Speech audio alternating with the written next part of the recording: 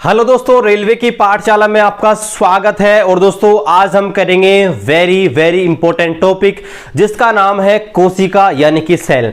दोस्तों आज के इस वीडियो में देखेंगे कोशिका क्या होती है, कोशिका के कौन कौन से भाग होते हैं, सेल थ्योरी यानी कि कोशिका सिद्धांत और कोशिका से जो प्रश्न बन सकते हैं सबके बारे में डिस्कस करेंगे। और दोस्तों मैं पूरी कोशिश करूंगा इस लेक्चर में जो भी यहां पर वर्ड लिखे गए हैं उनको इंग्लिश में भी बोलने की पूरी यहां पर कोशिश करूंगा, जिससे जो इंग्लिश मीडियम वाले स्टूडेंट हैं उनको यहां पर कोई प्रॉब्लम नहीं हो। तो चलिए दोस्तों वीडियो शुरू करते हैं। अब देखिए सबसे पहले यहां पर आपको मैं बता दूं कि जो पूरा यहां पर सिलेबस करेंगे उसमें देखिए पूरी तरह रेलवे ओरिएंटेड है और ये हमारी क्लास नंबर 2 है बायोलॉजी की और ओवरऑल क्लास नंबर 68 है। जी हाँ दोस्तों, हम रेलवे के लिए पूरा साइंस का सिलेबस कर रहे हैं जिसमें पूरी तरह रेलवे ओरिएंटेड क्लासेस हमारी रहने वाली है। अब देखिए सबसे पहले बात करते हैं कोशिका होती क्या है। तो देखो कोई भी शरीर होता है, कोई भी सजीव होता है यानी कि कोई भी लिविंग ऑर्गेनिज्म होता है, उसकी जो फंक्शनल एंड स्ट्रक्चरल जो यूनिट होती है यानी कि कार्यात्मक व संरचनात्मक जो इकाई होती है उसे हम कोशिका कहते हैं। यानी कि जीवों की मुख्य कार्यात्मक व संरचनात्मक जो इकाई होती है उसे हम क्या बोलते हैं, कोशिका। अब मैं आपको बता दूं, देखिए हमारा जो शरीर होता है ना सबसे पहले कोशिका से बनता है, यानी कि कोशिका के बाद में होते हैं उत्तक जो आपके उत्तक मिलकर आपके बनाते हैं अंग मिलकर बनाते हैं तंत्र और तंत्र मिलकर बनाता है शरीर। यानी कि इस प्रकार से कोई भी बॉडी बनती है उसका यहां पर संगठन होता है। यानी कि सबसे पहले कोशिका होती है सबसे छोटी इकाई, बहुत सारी कोशिकाएं जो होती हैं आपस में मिलकर एक उत्तक का निर्माण करती है, टिश्यू का निर्माण करती है। जो आपके बहुत सारे टिश्यू आपस में मिल जाते हैं तो वो एक ऑर्गन एक अंग का निर्माण करते हैं। जब बहुत सारे अंग बहुत सारे ऑर्गन आपस में कोलैब कर लेते हैं वो आप एक तंत्र यानी कि सिस्टम का निर्माण करते हैं। और जब बहुत सारे सिस्टम जैसे पाचन तंत्र जनन तंत्र ये मिल जाते हैं तो उससे आपके एक शरीर यानी कि बॉडी का निर्माण होता है। तो आपकी जो कोशिका होती है, कोई भी शरीर होता है उसकी सबसे छोटी इकाई होती है, यानी कि जीवों की मुख्य कार्यात्मक व संरचनात्मक इकाई। जो लाइन लिखी है ना गाइस, रेलवे ग्रुप डी में बहुत बार पूछी गई है, पूछा गया है मानव शरीर की कार्यात्मक व संरचनात्मक इकाई किसे कहते हैं। ऑप्शन में आते हैं उत्तक, कोशिका, अंग, तंत्र। तो आपको ध्यान रखना है कि कोशिका होती है, सेल होती है, वो किसी भी शरीर की कार्यात्मक व संरचनात्मक इकाई होती है। आगे बात करते हैं, जो आपका सेल वर्ड है वो आपके लैटिन भाषा से आया है और इसका अर्थ होता है छोटा कमरा यानी कि स्मॉल रूम। यानी कि जो आपका सेल वर्ड है वो आपके लैटिन भाषा से आया हुआ है और इसका अर्थ होता है छोटा कमरा यानी कि स्मॉल रूम। आगे बात करते हैं कोशिका की खोज किसने की थी। तो सबसे पहले आपकी जो कोशिका की खोज हुई थी वो आपके रॉबर्ट हुक ने 1665 में की थी। ये जो कोशिका की खोज हुई थी वो आपके डेड कोशिका के रूप में हुई थी, यानी कि मृत कोशिका के रूप में हुई थी। और इसकी आपके रॉबर्ट हुक ने जो आपका कॉर्क होता है, कॉर्क की छाल जो होती है यानी कॉर्क की जो लेयर होती है उसके ऊपर उन्होंने जो माइक्रोस्कोप होता है, सूक्ष्मदर्शी होता है, जब उसकी सहायता से देखा तो उन्हें लगा कि यह कोशिका है। तो ध्यान रखना है सबसे पहले जो रॉबर्ट हुक ने आपके कॉर्क की झिल्ली पर, कॉर्क की लेयर पर मृत कोशिका यानी कि डेड सेल की खोज की थी। कब? 1665 में। ध्यान रखना, वेरी इंपॉर्टेंट। इसके बाद क्या हुआ, इसके बाद में आया ल्यूवेनहॉक और ल्यूवेनहॉक ने 1674 में यानी कि 1674 में जीवित कोशिका यानी कि लिविंग आपके जो लिविंग सेल है उसकी खोज की थी। ये आपको ध्यान रखना, एग्जाम में पूछा जाता है जीवित कोशिका की खोज किसने की थी, ल्यूवेनहॉक ने। अब आपको और ध्यान रखना है ल्यूवेनहॉक की एक बुक है जिसका नाम है सीक्रेट्स ऑफ नेचर। आपसे पूछ ले भाई ये बुक किसने लिखी थी, सीक्रेट्स ऑफ नेचर, तो ध्यान रखना ये आपके ल्यूवेनहॉक ने ही लिखी थी।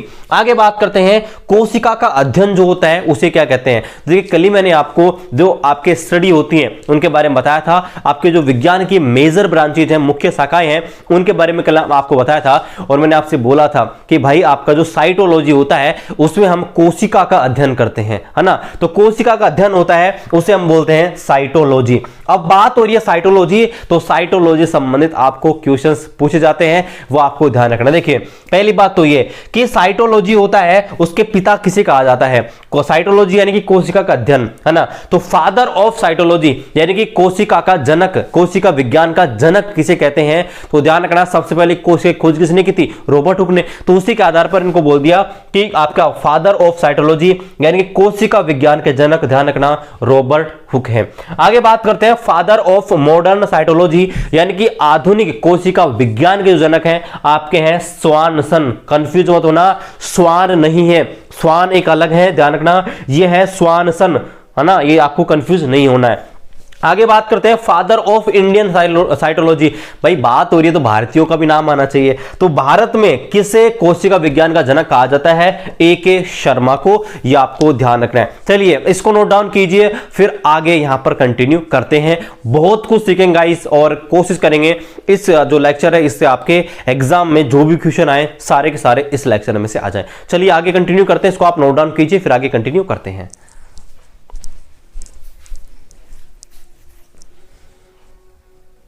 चलिए दोस्तों अब आगे कंटिन्यू करते हैं। तो देखिए अब हम पढ़ते हैं कोशिका सिद्धांत यानी कि सेल थ्योरी। तो देखिए आपके जो कोशिका सिद्धांत दिया गया था दो वैज्ञानिकों के द्वारा दिया गया था, एक का नाम था स्वान और एक का नाम था स्लीडन, है ना, दोनों से है। तो ध्यान रखना एम स्लीडन और टी स्वान दो वैज्ञानिक थे जिन्होंने आपके कोशिका सिद्धांत को दिया था। अब देखिए कोशिका सिद्धांत में क्या बात बताई गई, तो देखो कोशिका सिद्धांत में यह बात बताई गई कि जो प्रत्येक जीव होता है यानी कि आपके पेड़ पौधे हों या कोई भी जीव जंतु हो, सब में आपके कोशिका होती है। यानी कि जो सभी सजीव होते हैं उनका शरीर आपके जो कोशिका होती है, सेल होती है, इनसे बना हुआ होता है। और दूसरी बात जो आपके कोशिका होती है वो शरीर की मूलभूत इकाई होती है, मतलब फंडामेंटल यूनिट होती है। तो देखिए यहां पर प्रत्येक जीव का शरीर होता है वो कोशिकाओं से मिलकर बना हुआ होता है। और दूसरी बात बोली गई कि कोशिका शरीर की मूलभूत इकाई होती है। और तीसरी बात भी आपको ध्यान रखनी है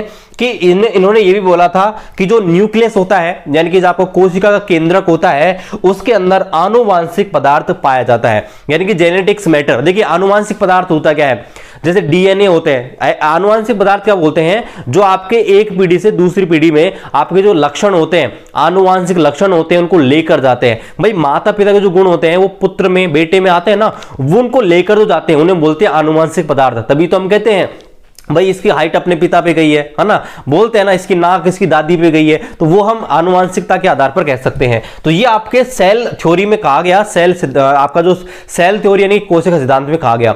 लेकिन इस सिद्धांत की कमी रह गई। इस सिद्धांत की ये कमी थी कि भाई अगर प्रत्येक जो शरीर है वो कोशिकाओं से मिलकर बना हुआ होता है तो बताओ भाई कोशिका का निर्माण, आपके जो नई कोशिकाएं होती है वो कहां से बनती है ना, बताओ। तो ये आपके नहीं बता सकते, यानी कि ये आपके नई कोशिकाओं का निर्माण होता है, नई कोशिका न्यू सेल्स का जो आपका प्रोडक्शन होता है उसके बारे में नहीं बता सके। तो ये आपकी कमी रह गई थी कोशिका सिद्धांत की। अब इसके बाद में आए थे आपके एक वैज्ञानिक जिसका नाम था रुडोल्फ बिर्चो। इन्होंने आपके 1855 में बताया था कि भाई नई कोशिकाओं का निर्माण कैसे होता है, किस प्रकार से होता है। तो इन्होंने जो सिद्धांत दिया गया था उसको हम आधुनिक कोशिका सिद्धांत भी कह सकते हैं। यह भी आपको ध्यान रखना है, मॉडर्न सेल थ्योरी, है ना। तो मॉडर्न सेल थ्योरी यानी कि आधुनिक कोशिका सिद्धांत या इसको नव कोशिका सिद्धांत, है ना, ये भी कह सकते हैं, यानी कि न्यू सेल थ्योरी। अब देखिए पहली बात तो रुडोल्फ बिर्चो थे, उन्होंने बताया था कब, आपकी 1855 में। तो पूछ सकता है कि भाई जो आपका नया कोशिका सिद्धांत दिया गया है वो किसने दिया था, तो ध्यान रखना है रुडोल्फ बिर्चो। या क्वेश्चन ऐसे ही पूछ सकता है कि भाई जो कोशिका सिद्धांत दिया गया था उसमें जो कमी थी उसको दूर किसने किया, तो ध्यान रखना है रुडोल्फ बिर्चो। तो इन्होंने क्या कहा कि भाई आपकी जो नई कोशिकाएं बनती हैं वो पहले की कोशिकाओं से ही बनती है, मतलब जैसे सेल डिवीजन होता है ना, समसूत्री विभाजन, अर्धसूत्री विभाजन। तो इन्होंने क्या कहा, भाई नई जो कोशिकाएं बनती हैं वो पूर्ववर्ती यानी कि पहले की जो कोशिकाएं हैं उनसे ही बनती हैं, ये आपके बोला था। तो इन्होंने देखो दो स्टेटमेंट दिए। पहला तो ये दिया कि सभी जीव होते हैं वो कोशिका से बनते हैं या कोशिका के उत्पाद जो होते हैं आपके सेल प्रोडक्ट होते हैं उनसे बनते हैं। जबकि यहां बोला गया था कि आपका जो जीव होता है उसका शरीर केवल कोशिकाओं से बनता है। लेकिन जो आधुनिक कोशिका सिद्धांत था उसमें यह कहा गया कि जो प्रत्येक जीव होता है, एवरी लिविंग ऑर्गेनिज्म है, वो आपके तो सेल से मिलकर बना होगा, यानी कि आपके कोशिका से मिलकर बना हुआ होगा, या फिर आपके कोशिका कोई भी उत्पाद यानी कि आपका सेल का कोई प्रोडक्ट होता है उससे मिलकर बना हुआ होता है। और दूसरी बात उन्होंने बोली कि जो नई कोशिकाएं होती हैं उनका निर्माण यहां पर पहले की कोशिकाओं से ही होता है, यह आपके बोला गया। अब यहां पर सेल सिद्धांत है, आपके जो कोशिका सिद्धांत है, इसमें कुछ अपवाद हैं, ये भी आपको ध्यान रखने हैं। पहली बात तो ये कि आपका जो विषाणु है, वायरस होता है, उसमें किसी प्रकार की कोई कोशिका नहीं होती है, ये आपको ध्यान रखना है। यानी कि इसमें कोई कोशिका नहीं होती, यह जिस बॉडी के जिस जीव के संपर्क में आता है वहीं पर अपना जो रिप्रोडक्शन है वहां पर शुरू कर देता है ना। तो वायरस से होने वाली जो बीमारी होती है ना, आपको पता होगा कोरोना वायरस, कोई सी बीमारी आप ले लीजिए, उसकी वैक्सीन बनाना आसान नहीं है भाई। खांसी जुकाम जो होती है ना, खांसी जुकाम, HIV, ये आपके विषाणु से होती है, आज तक इनका कोई इलाज नहीं है। हाँ भाई, आप खांसी जुकाम के लिए जाते हो, जुकाम जो नॉर्मली हो जाती है, ठंड हो जाती है, क्या उसके लिए डॉक्टर के पास जाते हो? क्या नहीं जाते ना। हालांकि आप टैबलेट ले लो है ना, लेकिन वो कोई असर नहीं है, वैसे ही 5-7 दिन में ऑटोमेटिक सही हो ही जाते हो आप। तो ध्यान रखना, वायरस से विषाणु जो बीमारी होती है उनका इलाज ऐसे संभव ही नहीं है, मतलब बहुत टाइम लगता है इन चीजों में, है ना। तो वैसे भी चल रही है कोरोना वायरस की वैक्सीन चल रही है ना, चलने दो, खैर जो भी हो रहा है अच्छा हो रहा है ना। तो यहां पर मैं आपको बता रहा हूं कि वायरस होता है, अपनी जो प्रतिकृति होती है, मतलब अपनी जो आकृति होती है उसको चेंज करता रहता है, अपने गुणों में चेंज करता रहता है। इस कारण आपके जो वायरस होता है ना, इसके ऊपर वैक्सीन बनाना इतना आसान नहीं है।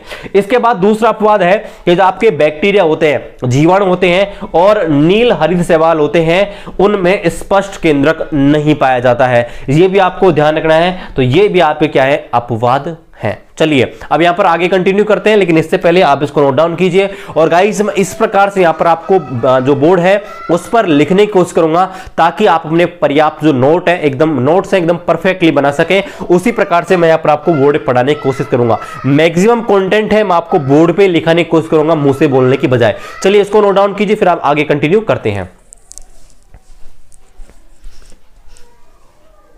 चलिए दोस्तों, आगे बात करते हैं आपके जो कोशिका है, कोशिका के आधार पर जीवों का वर्गीकरण, यानी कि on the basis of cell classification of living organism. तो देखिए, कोशिका के आधार पर जो आपके जीव है उनको दो भागों में बांटा गया है। एक होते हैं एक कोशिकीय यानी कि यूनिसेलुलर, और दूसरे होते हैं जिनको हम बोलते हैं मल्टी सेलुलर यानी कि बहुकोशिकीय। अब देखिए होते क्या क्या, देखिए पहले बात करते हैं एक कोशिकीय यानी कि यूनिसेलुलर। तो देखिए, यूनिसेलुलर जीव ऐसे होते हैं जिनमें सिर्फ एक ही कोशिका पाई जाती है। जैसे एग्जांपल के रूप में देखिए, जैसे आपका अमीबा है, अमीबा, ठीक है, अमीबा, पैरामीशियम, ठीक है, पैरामीशियम, यूग्लिना, ठीक है, ये इसके एग्जांपल हो जाएंगे। अमीबा, पैरामीशियम, यूग्लिना, है ना, ये आपके इसके एग्जांपल हो जाएंगे, है ना। तो ये आपको ध्यान रखना। इसके अलावा बैक्टीरिया यानी कि जो आपका जीवाणु होता है ना, बैक्टीरिया, ये भी इसका एग्जांपल हो जाएगा, बैक्टीरिया, है ना। तो ये सारे के सारे आपके क्या होते हैं, एकल कोशिकीय जीव। आगे बात करते हैं बहुकोशिकीय यानी मल्टी सेलुलर, यानी कि ऐसे जीव जिनमें बहुत सारी कोशिकाएं पाई जाती हैं, एक से ज्यादा। जैसे मानव शरीर, हमारे अंदर लाखों करोड़ों कोशिकाएं पाई जाती हैं।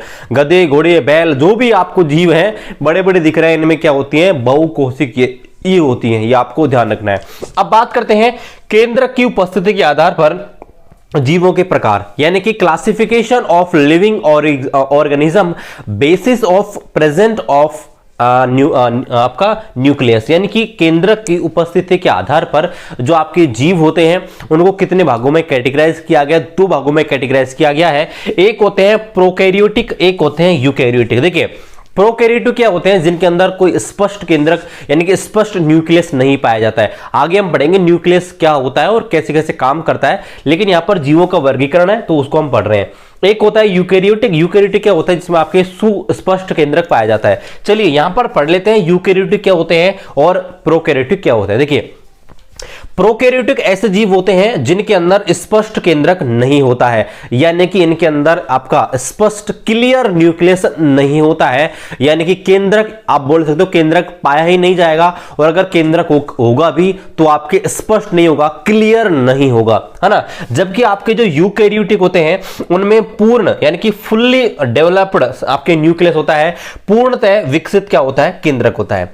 आगे बात करते हैं, इनके अंदर केंद्रक झिल्ली होती है यानी कि न्यूक्लियस मेम्ब्रेन होती है, वो भी नहीं पाई जाती है, और केंद्रिका भी नहीं पाई जाती है। जबकि आपके जो यूकैरियोटिक होते हैं उनके अंदर केंद्रक झिल्ली यानी कि न्यूक्लियस मेम्ब्रेन और केंद्रिका उपस्थित होते हैं। आगे बात करते हैं तो इनमें गुणसूत्र जो होते हैं है ना, क्रोमोसोम, इनकी संख्या क्या होती है, एक होती है प्रोकैरियोटिक जीवों में, जबकि यूकैरियोटिक जीव होते हैं उनमें क्रोमोसोम यानी कि गुणसूत्र की संख्या एक से ज्यादा होती है।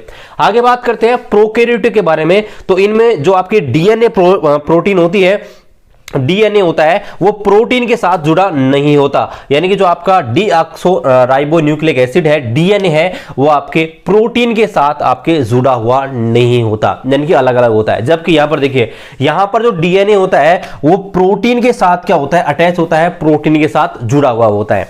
आगे बात करते हैं, इसमें आपके हिस्टोन प्रोटीन होती है उसका अभाव होता है, जबकि आपके जो यूकैरियोटिक होते हैं उनमें हिस्टोन प्रोटीन है आपके पाई जाती है। एग्जांपल की बात करें प्रोकैरियोटिक जीवों में, तो देखिए मैंने आपको अपवाद लिखाए थे थोड़ी देर पहले, तो जीवाणु यानी कि आपकी जो बैक्टीरिया होती है वो नील हरित शैवाल और आपका माइकोप्लाज्मा, ये सारे के सारे होते हैं प्रोकैरियोटिक, यानी कि इनके अंदर ना तो स्पष्ट केंद्रक पाया जाएगा ना केंद्रक झिल्ली पाई जाएगी, गुणसूत्र संख्या एक होगी, डीएनए प्रोटीन के साथ नहीं होगा और स्टेन प्रोटीन भी आपके इनके अंदर नहीं पाया जाता। जबकि यहां पर देखिए जो आपके विषाणु और जीवाणु होते हैं, यानी कि वायरस और बैक्टीरिया को छोड़कर जो भी जीव जंतु पशु पक्षी हैं वो आपके होते हैं यूकैरियोटिक। तो ध्यान रखना है, इनके अंदर केंद्रक होता है, केंद्रक झिल्ली भी होती है, गुणसूत्र संख्या एक से ज्यादा होती है, डीएनए प्रोटीन के साथ जुड़ी होती है और हिस्टोन प्रोटीन है आपके प्रेजेंट होती है। तो ये आपको ध्यान रखने हैं। ये आपके थे आपके जो कोशिका के आधार पर और आपके केंद्र के आधार पर आपके जीवों का क्लासिफिकेशन। अब हम पढ़ते हैं कोशिका होती है, कोशिका में कौन कौन से भाग होते हैं उनके बारे में डिस्कस करते हैं, यानी कि कोशिका के जो भाग है, कोशिका के पार्ट है, उनके बारे में पढ़ना शुरू करते हैं। लेकिन इससे पहले आप इसको नोट कर लीजिए, फिर हम आगे कंटिन्यू करते हैं।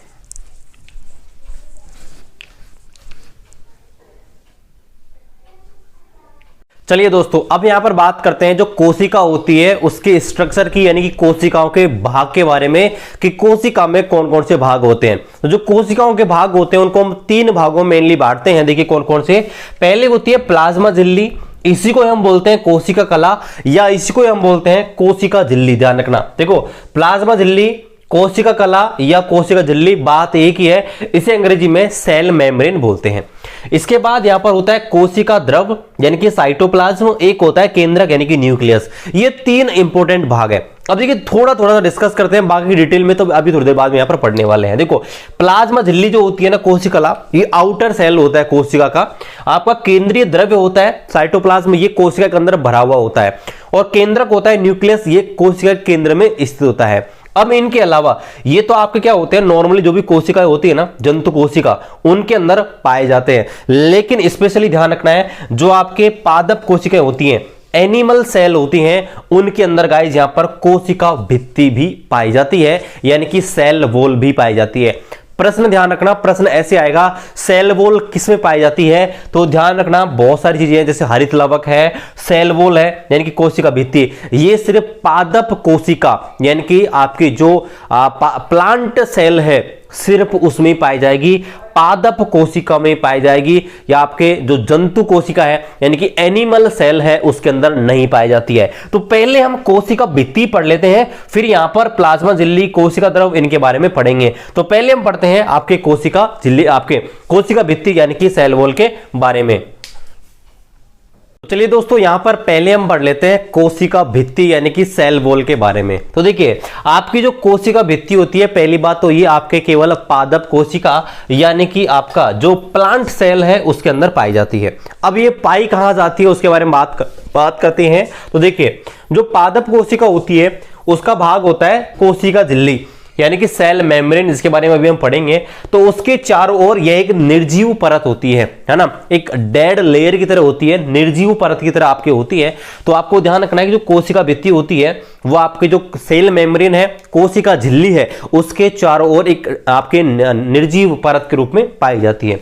दूसरी बात करते हैं इसका काम क्या होता है। तो आपके जो कोशिका भित्ति होती है, सेल वॉल होती है, वो आपके कोशिका को यानी कि आपके जो सेल है उसको एक निश्चित आकार यानी कि निश्चित शेप और आपके सिक्योरिटी यानी कि सुरक्षा देने का काम करती है। यानी कि मान लीजिए कोशिका है ना, तो कोशिका को आकार देगी क्योंकि बाहरी की तरफ है ना, बाहर की तरफ है तो एक निश्चित आकार देगी और प्रोटेक्शन भी करेगी। मान लीजिए मैंने शर्ट पहन रखा है है ना। तो शर्ट पहन रखा है, तो शर्ट पहनते ही मेरे शरीर का जो आकार है वो बदल गया, नहीं बदल गया? भाई मान लीजिए मेरी हड्डियां दिख रही थी, कुछ भी हो रहा था, लेकिन अब ना एकदम स्मूथ सा दिख रहा है, और ये प्रोटेक्शन भी दे रही है।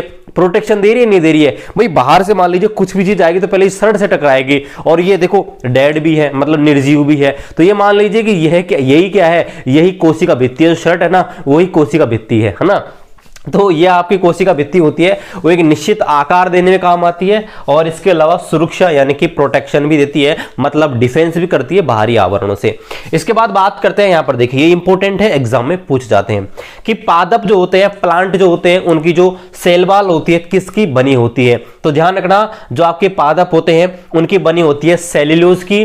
स्पेशली ध्यान रखना, अगर ऑप्शन देखना है आपको, ऑप्शन में सेल्यूलोज है तो सेल्यूलोज ही टिक करना है। ये देखिए कई चीजें मिलकर बनी होती है, सेल्यूलोज की भी बनी होती है, हेमी सेल्यूलोज की बनी होती है, और पैक्टिन की भी बनी होती है। लेकिन एग्जाम में ऑप्शन में आपको मैक्सिमम टाइम सेल्यूलोज ही मिलेगा। तो ध्यान रखना, पादप जो कोशिका होती है, पादप होती है, पादपों में कोशिका भित्ति जो होती है ना, वो आपके सेल्यूलोज, हेमी सेल्यूलोज की बनी होती है स्पेशली, है ना। लेकिन जो कवक होते हैं, फंगस जो होते हैं, वो आपके काइटिन की बनी होती है। ध्यान रखना, काइटिन की इनकी कोशिका भित्ति होती है। जीवाणु जो होते हैं, बैक्टीरिया जो होते हैं, बैक्टीरिया की जो आपके कोशिका झिल्ली, आपका कोशिका भित्ति होती है, वो आपके एमिनो एसिड जो होते हैं, एमिनो अम्ल, उनकी बनी होती है। और शैवाल यानी जो आपके एल्गी होते हैं, उनकी आपके सेल्यूलोज की बनी होती है। अब आपको एक चीज और ध्यान रखना है कि सेल्यूलोज काम क्या आता है। तो ध्यान रखना है, सेल्यूलोज का काम होता है जो पौधे होते हैं उनको संरचनात्मक दृढ़ता प्रदान करना, यानी कि स्ट्रक्चरल जो फर्मीनेस है, यानी कि अपना जो स्ट्रक्चर है, अपनी जो आकार है, उसको बनाए रखने में जो दृढ़ता है। मान लीजिए पेड़ है, वो थोड़े मजबूत जो होते हैं ना, दृढ़ता उनमें जो होती है, फर्मीनेस होती है, उसको आपको जो प्रदान करता है वो आपका सेल्यूलोज ही प्रदान करता है। मतलब सेल्यूलोज जब उनको मिलता है तो दृढ़ हो जाते हैं, मजबूत हो जाते हैं, ये आपको ध्यान रखना है। चलिए अब यहां पर हम इसके बाद बढ़ते हैं आपका सेल का, आपका जो कोशिका मेम्ब्रेन है, सेल मेम्ब्रेन है, कोशिका झिल्ली, उसके बारे में। लेकिन इसको आप नोट डाउन करना चाहे नोट डाउन कर सकते हैं, फिर आगे डिस्कस करते हैं।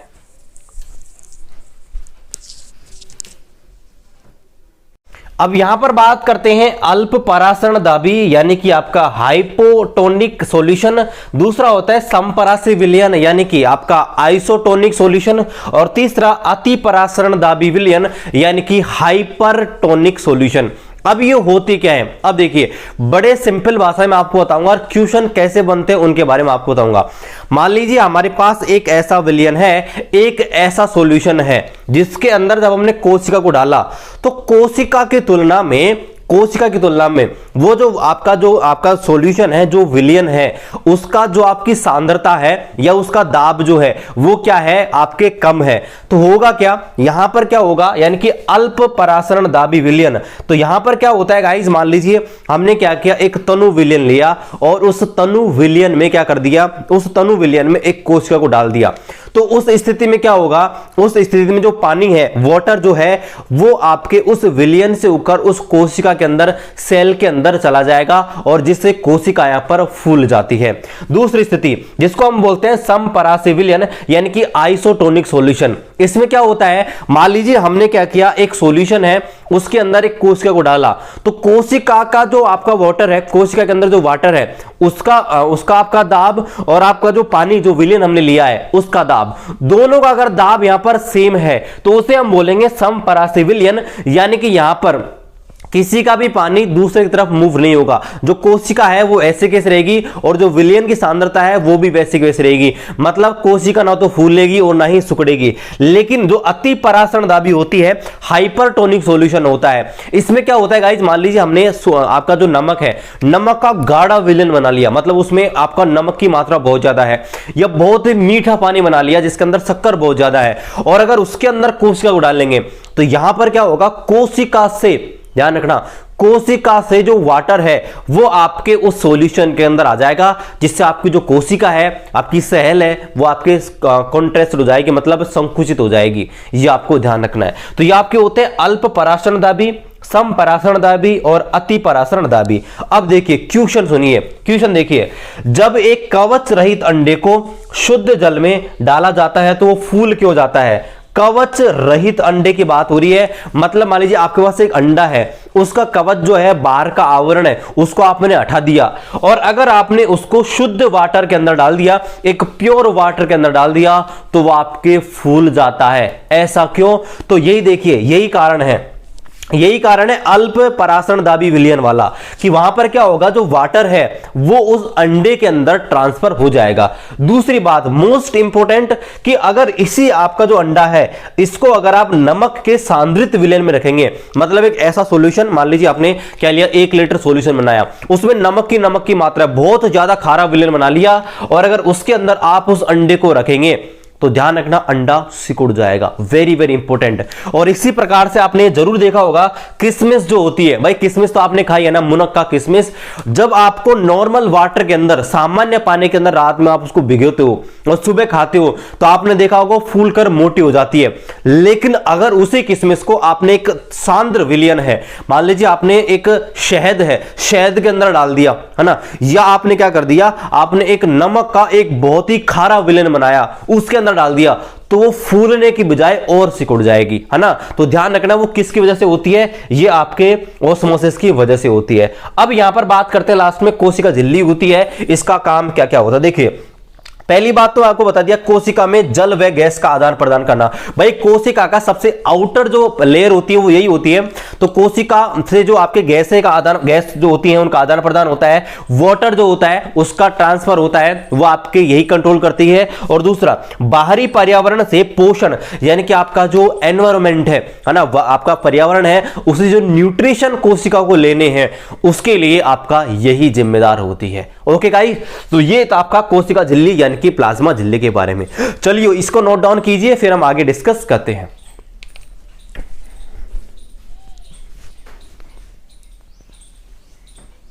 तो दोस्तों यहां पर एक छोटी सी बात है, उसको भी यहां पर नोट डाउन करना है आपको, जो प्लाज्मा झिल्ली है उसके बारे में। देखो एक प्रोसेस होती है, इसको बोलते हैं एंडोसाइटोसिस। एंडोसाइटोसिस का मतलब होता है कि जो आपकी कोशिका झिल्ली होती है या प्लाज्मा झिल्ली होती है, उसमें जो फ्लेक्सिबिलिटी होती है, मतलब लचीलापन। तो ध्यान रखना है, आपका जो एंडोसाइटोसिस होता है, ये कोशिका झिल्ली का लचीलापन होता है। और जो कोशिका झिल्ली का लचीलापन होता है ना, इसका उपयोग होता है आपका, कई एक कोशिका जीव होते हैं वो अपना भोजन इसी विधि से प्राप्त करते हैं। तो देखिए एंडोसाइटोसिस क्या होता है, कोशिका झिल्ली का जो लचीलापन होता है, यानी कि flexibility of cell membrane is called endocytosis. इसका जो उपयोग होता है, आपके जो यूनिसेलुलर होते हैं, एक कोशिकीय जीव होते हैं, वो बाह्य वातावरण से भोजन व अन्य पदार्थों को ग्रहण करने में उपयोग करते हैं। यानी कि जो अपना एनवायरमेंट है, उसे जो आपके जीव होते हैं वो अपना न्यूट्रिशन भोजन प्राप्त करने के लिए इस मेथड का यूज करते हैं। और ध्यान रखना वेरी वेरी इंपॉर्टेंट, कि जो आपका अमीबा है उसमें जो न्यूट्रिशन होता है, उसमें जो भोजन आपके प्राप्त होता है, वो आपका एंडोसाइटोसिस मेथड से ही होता है। तो कुछ भी नहीं है एंडोसाइटोसिस, बस इतना सा ध्यान रखना है कि जो आपका कोशिका झिल्ली होती है, उसमें जो फ्लेक्सिबिलिटी होती है, उसमें जो लचीलापन होता है ना, उसे हम क्या बोलते हैं, एंडोसाइटोसिस। अब यहां पर आपको एक चीज और ध्यान रखनी है कि जो मानव की कोशिका झिल्ली है, ह्यूमन की सेल मेम्ब्रेन होती है, वो किसकी बनी होती है, तो 52% प्रोटीन की, लिपिड की, फैट की 40% और लगभग आपके 8% कार्बोहाइड्रेट की बनी हुई होती है। ठीक है, तो इसको आप नोट डाउन कीजिए, फिर आगे कंटिन्यू करते हैं।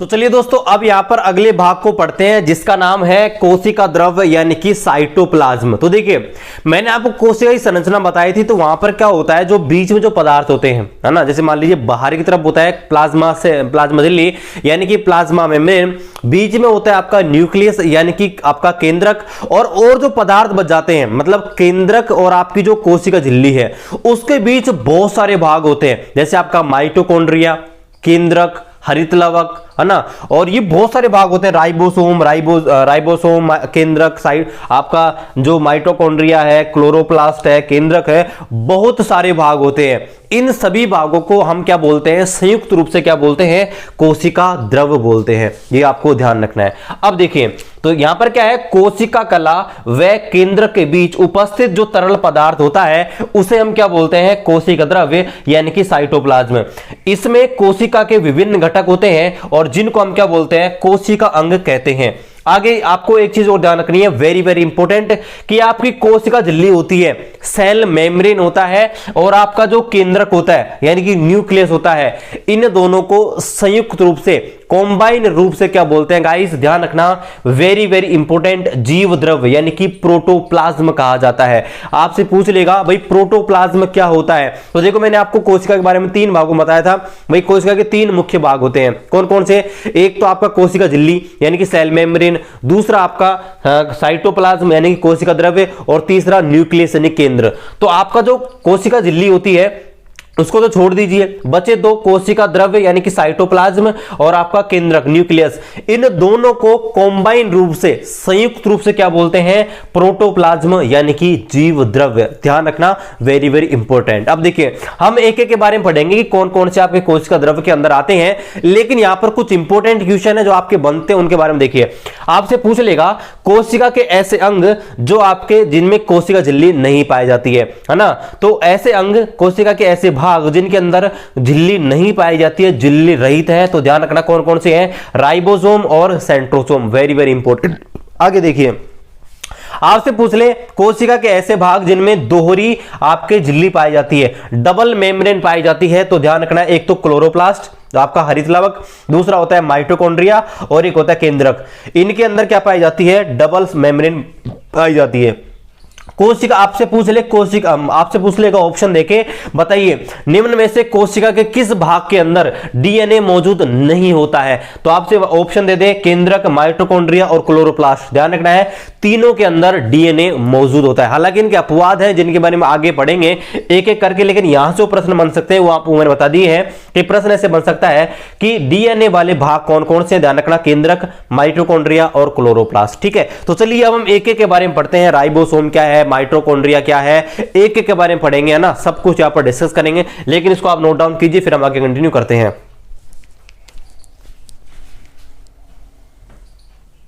चलिए दोस्तों अब यहां पर पढ़ते हैं माइटोकॉन्ड्रिया के बारे में, that is very very important. तो देखिए पहली बात तो ये कि जो माइटोकॉन्ड्रिया होता है इसका दूसरा नाम होता है सूत्रकणिका। ध्यान रखना है, इसको सूत्रकणिका भी बोला जाता है।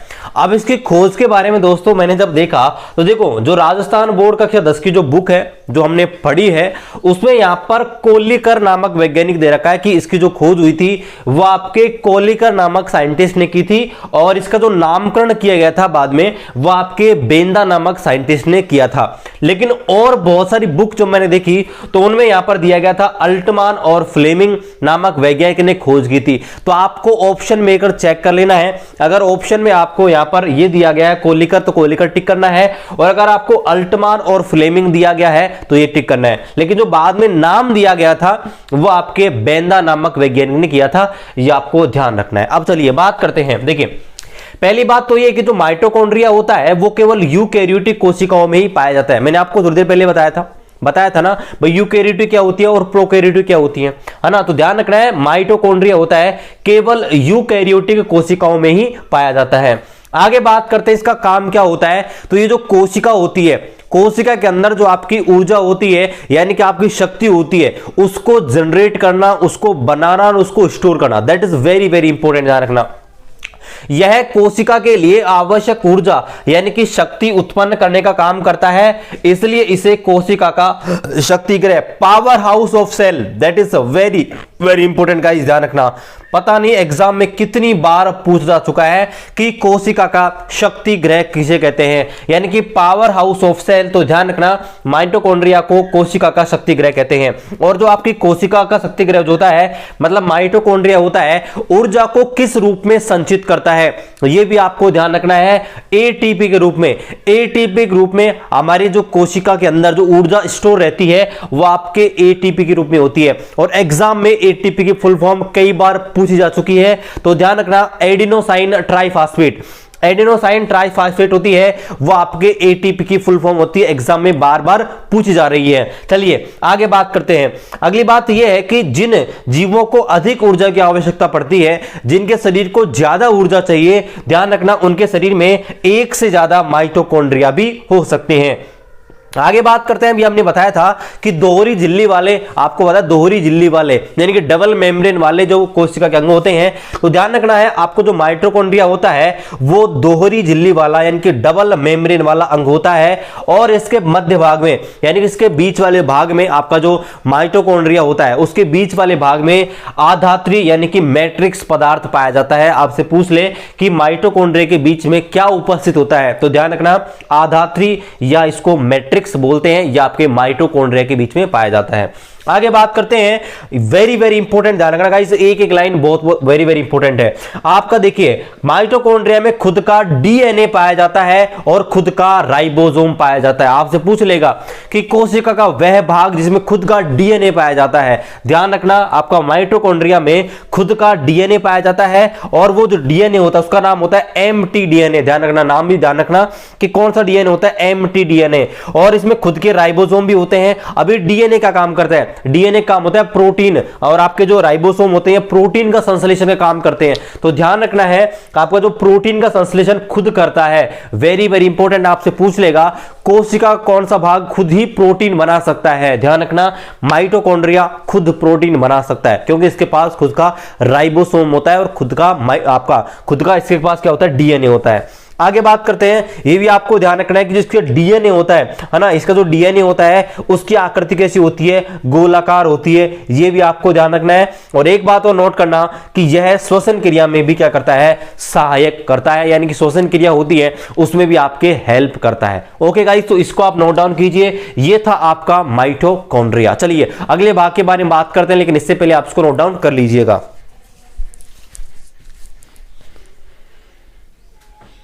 चलिए दोस्तों अगले भाग के बारे में बात करते हैं जिसका नाम है प्लेस्टिड यानी कि लवक। देखिए जो लवक होते हैं इसकी खोज आपके अर्नेस्ट हैकेल ने की थी। देखिए ये केवल पादप कोशिकाओं में ही पाए जाते हैं, मतलब जो केवल प्लांट सेल है उसके अंदर ही आपके पाए जाते हैं, ये आपको ध्यान रखना है। दूसरी बात, इनका आकार थोड़ा सा बड़ा होता है, इसलिए इन्हें साधारण सूक्ष्मदर्शी जो होता है यानी कि हम सूक्ष्मदर्शी की सहायता से इन्हें देख सकते हैं। हमें ज्यादा बड़े जो सूक्ष्मदर्शी होते हैं उनकी जरूरत नहीं पड़ती है, इनका आकार थोड़ा सा बड़ा होता है, इस वजह से हम इन्हें सूक्ष्मदर्शी की सहायता से देख सकते हैं।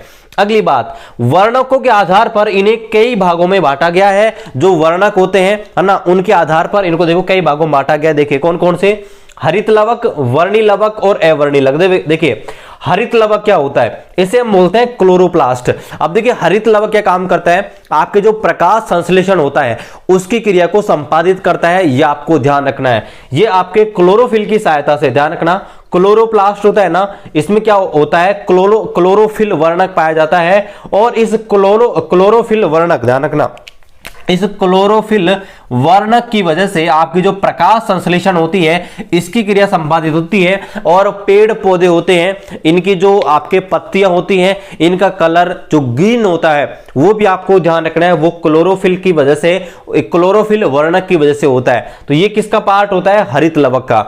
दूसरा इसका भाग होता है वर्णी लवक। तो बहुत सारे आपके जो पेड़ पौधे होते हैं, फल होते हैं, उनमें जो अलग अलग प्रकार के रंग आते हैं ना, जैसे मान लीजिए टमाटर का लाल रंग होता है ना, सेब का लाल रंग होता है, बैंगन का बैंगनी रंग होता है। तो इसी प्रकार से आपको ध्यान रखना है कि जो कलर होते हैं वो आपके वर्णी लवक की मदद से मिलते हैं। और आपको ध्यान रखना है कि ब्लू कलर का दुनिया में एक भी कोई फल नहीं है, ये आपको ध्यान रखना है। आगे अवर्णी लवक, अवर्णी लवक क्या होते हैं, इनको बोलते हैं ल्यूकोप्लास्ट। और ल्यूकोप्लास्ट क्या होते हैं, जो रंगहीन या श्वेत कलर जो प्रदान करते हैं पेड़ पौधों को, वो आपके ल्यूकोप्लास्ट प्रदान करते हैं। आगे बात करते हैं, ये आपका जो आपका भाग होता है प्लेस्टिड यानी कि लवक, यह भी दोहरी झिल्ली वाला भाग होता है, यानी कि इसमें भी डबल मेम्ब्रेन पाई जाती है। और आगे बात करते हैं, इसके जो आंतरिक भाग होता है, इसका जो इंटरनल पार्ट होता है वह एक झिल्ली के द्वारा घिरा हुआ होता है। और उस भाग को क्या बोलते हैं, स्ट्रोमा बोलते हैं। स्ट्रोमेटा अलग होता है, स्ट्रोमेटा क्या होता है, जो छिद्र होते हैं पेड़ पौधों की पत्तियों में है ना, रंध्र उनको बोलते हैं, ध्यान रखना वो अलग चीज है, ये आपका होता है स्ट्रोमा। तो ध्यान रखना स्ट्रोमा क्या होता है, आपके जो वर्णक होते हैं उनके अंदर की ओर जो झिल्ली से घिरा हुआ पार्ट होता है ना, उसको हम स्ट्रोमा बोलते हैं। और स्ट्रोमा के अंदर ही प्रकाश संश्लेषण के एंजाइम पाए जाते हैं। आगे बात करते हैं, इसके पास भी खुद का डीएनए होता है और खुद के ही राइबोसोम होते हैं, ये भी आपको ध्यान रखना है ना। तो आपको ध्यान रखना है भाई, माइटोकॉन्ड्रिया और प्लास्टिड दोनों के पास खुद का डीएनए होता है और खुद के राइबोसोम होते हैं। अब यहां पर देखिए कुछ क्वेश्चंस के डिस्कस करें, ऐसे तो एग्जाम में आते नहीं है नॉर्मली रेलवे एग्जाम में, लेकिन देखो खुद को पता होना चाहिए भाई सेब का जो लाल कलर होता है वो कौन से लवक कौन से प्लास्टिड की वजह से होता है। तो ध्यान रखना है, यहां पर देखो जो सेब होता है उसके अंदर एंथोसाइनिन आपका वर्णक पाया जाता है और इसकी वजह से उसका कलर रेड होता है। उसके बाद बात करें टमाटर के अंदर क्या पाया जाता है, टमाटर के अंदर पाया जाता है लाइकोथीन, इसकी वजह से टमाटर का रंग आपको लाल दिखाई देता है। उसके बाद बात करें गाजर यानी कि आपका कैरेट, तो कैरेट के अंदर पाया जाता है कैरोटीन और कैरोटीन के कारण आपकी जो गाजर होती हैं उनका कलर आपको लाल लाल सा दिखाई देता है। तो ये था आपका कवक यानी कि प्लास्टिड। चलिए आगे कंटिन्यू करते हैं, इससे पहले आपको नोट डाउन कर लीजिए। चलिए दोस्तों आगे कंटिन्यू करते हैं।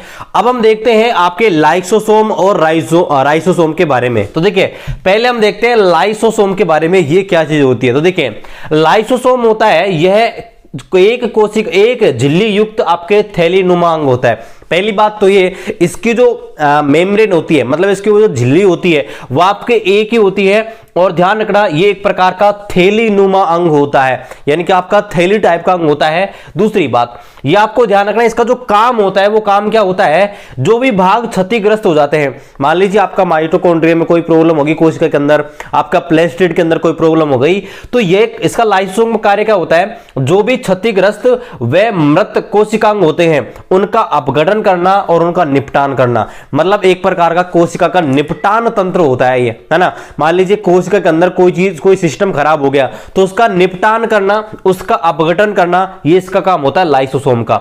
अब देखिए लाइसोसोम के अंदर बहुत सारे शक्तिशाली अपघटनी एंजाइम होते हैं। अपघटनी का मतलब जो जला देते हैं, गला देते हैं, है ना। तो आपके लाइसोसोम के अंदर बहुत सारे ऐसे एंजाइम होते हैं जो शक्तिशाली अपघटन का काम करते हैं। तो यदि किसी कारण से गलती से आपकी जो लाइसोसोम है इसकी जो बाहरी झिल्ली है अगर वो टूट जाती है या फट जाती है तो ध्यान रखना है कि इसके अंदर जो मौजूद एंजाइम होते हैं वो क्या करते हैं, पूरी की पूरी कोशिका का ही पाचन कर देते हैं, पूरी की पूरी कोशिका को ही अपघटित कर देते हैं। इसलिए हम क्या बोलते हैं, लाइसोसोम को आत्मघाती थैली यानी कि सुसाइडल बैग कहते हैं। वेरी वेरी इंपॉर्टेंट, यहां से क्वेश्चन पूछेगा, कोशिका की आत्मघाती थैली यानी कि सुसाइडल बैग ऑफ सेल किसे कहा जाता है, तो आपके कहा जाता है लाइसोसोम को। क्यों कहा जाता है, क्योंकि लाइसोसोम होते हैं इसके अंदर आपके शक्तिशाली एंजाइम होते हैं जो आपके अपघटन का काम करते हैं। अगर किसी कारण से आपकी जो आपका जो लाइसोसोम है इसके बाहर की ओर जो आपकी मेम्ब्रेन है, जो आपकी झिल्ली है, अगर वो ब्रेक हो जाती है तो इसके अंदर जो एंजाइम पाए जाते हैं वो आपके कोशिका को ही अपघटित कर देते हैं, इसलिए इसे कहते हैं आत्मघाती थैली। आगे बात करते हैं कि जो खोज हुई थी वो आपके डी ड्यूवे ने की थी, यह आपको ध्यान रखना है। और यहां आपको एक बात और ध्यान रखनी है, सबसे ज्यादा जो लाइसोसोम पाया जाता है हमारी कोशिका के अंदर वो आपके WBC के अंदर पाए जाते हैं। श्वेत रक्त कणिकाओं के अंदर WBC के अंदर सबसे ज्यादा लाइसोसोम पाए जाते हैं। अब बात करते हैं राइबोसोम के बारे में। तो देखिए राइबोसोम है, इसकी खोज आपके क्लाड नामक वैज्ञानिक ने की थी ऐसा माना जाता है, और इसका नामकरण जो दिया था वो आपके पैलेड नामक साइंटिस्ट ने दिया था। अब देखिए जो आपका राइबोसोम होता है इसमें क्या होती है, कोई झिल्ली नहीं पाई जाती है, इसके चारों ओर कोई आपका मेम्ब्रेन पाया नहीं जाता, कोई झिल्ली नहीं पाई जाती है। इसमें क्या होता है, ये आपके आरएनए और प्रोटीन के बने हुए होते हैं और ये आपके दानों के रूप में होते हैं। जैसे दाने होते हैं ना, गेहूं के दाने, बाजरे के दाने, वैसे ही आपके जो राइबोसोम होते हैं एक प्रकार के दानों के रूप में होते हैं और ये आपके आरएनए मतलब आपका राइबो न्यूक्लिक एसिड और प्रोटीन के बने हुए होते हैं। अब देखिए ये पाए कहां जाते हैं, तो ये स्पेशली कोशिका द्रव्य होता है साइटोप्लाज्म और अंतर्द्रवी जालिका होती है उसके अंदर पाए जाते हैं। अब यहां पर देखिए जो आपके राइबोसोम होते हैं वो आपके कई टाइप के होते हैं, तो आपको ध्यान रखना है जो आपका यूकेरियोटिक कोशिका होती है उसके अंदर 80S यानी कि 80S प्रकार का और प्रोकैरियोटिक कोशिका के अंदर 70S प्रकार का राइबोसोम पाया जाता है। आपसे एग्जाम में पूछ सकता है प्रोकैरियोटिक कोशिकाओं में किस प्रकार के राइबोसोम पाए जाते हैं, तो ध्यान रखना प्रोकैरियोटिक में पाए जाते हैं 70S और यूकैरियोटिक में पाए जाते हैं 80S प्रकार के। अब यहां पर वेरी वेरी इंपॉर्टेंट ये देखिए, आपके जो राइबोसोम होते हैं उनका काम क्या होता है, क्या वर्क होता है, तो ध्यान रखना है प्रोटीन का संश्लेषण, यानी कि आपका जो प्रोटीन होती है प्रोटीन का प्रोडक्शन करना। That is very very important, exam में पूछा जाएगा कोशिका का कौन सा भाग प्रोटीन का संश्लेषण करता है, ध्यान रखना है राइबोसोम। वेरी वेरी इंपॉर्टेंट, कोशिका का कौन सा भाग प्रोटीन का संश्लेषण करता है, तो ध्यान रखना है आपका राइबोसोम। कैसे करता है, इसके अंदर पाए जाते हैं mRNA। तो ये क्या करता है, राइबोसोम क्या करता है, mRNA जो होता है उसको प्रोटीन के अंदर कन्वर्ट करता है। और ये एग्जाम आपके ग्रुप डी 2018 में कंफ्यूज करके पूछा गया था कि आपके प्रोटीन बनाने में क्या सहायक है, और वहां ऑप्शन में आपके ये नहीं दिया गया था राइबोसोम, और वहां पर दिया गया था mRNA। तो आपको ध्यान रखना है गाइज, एग्जाम में प्रश्न कैसे भी पूछ सकते हैं। तो ध्यान रखना है जो आपका राइबोसोम होता है वो आपके mRNA को प्रोटीन के अंदर कन्वर्ट करता है और इसी प्रकार से प्रोटीन का संश्लेषण करता है। इसे कोशिका की प्रोटीन फैक्ट्री के नाम से जाना जाता है, यानी कि प्रोटीन फैक्ट्री ऑफ सेल, यह आपका कहा जाता है राइबोसोम को। तो ये आपके थे लाइसोसोम और राइबोसोम। चलिए इसको नोट डाउन कीजिए, फिर हम आगे कंटिन्यू करते हैं। चलिए इसके बाद यहां पर देखते हैं गोल्जी काय और तारक केंद्र के बारे में, यानी कि तारक काय के बारे में। तो देखिए गोल्जी काय होता है, इसे हम गोल्जी बॉडी भी बोलते हैं, यह भी आपको ध्यान रखना है। गोल्जी बॉडी या गोल्जी उपकरण इसी का ही नाम है। इसकी खोज कैमिलो गोल्जी ने की थी, है ना, इसलिए इसका नाम हमने गोल्जी काय ही रख दिया। देखिए ये क्या होती है, जो केंद्रक होता है, न्यूक्लियस होता है, उसके पास चपटी नलिका के रूप में पाई जाती है ना।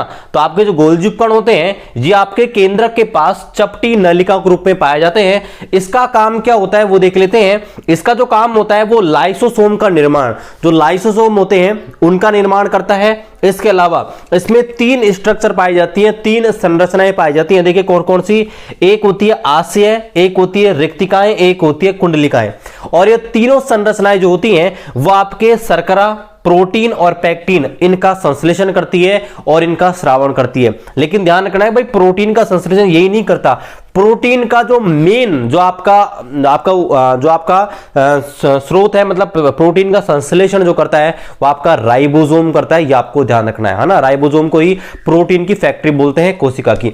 आगे बात करते हैं तारक काय यानी कि सेंट्रोसोम के बारे में। तो देखिए ये आपके मुख्य रूप से जंतु कोशिका जो होती है ना, एनिमल जो आपके सेल होती हैं उसमें तारे की आकृति रूप में पाई जाती है। जैसे तारे होते हैं ना, उस रूप में, उस शेप में आपके पाई जाती है, इसलिए हम इनको तारक काय सेंट्रोसोम बोलते हैं।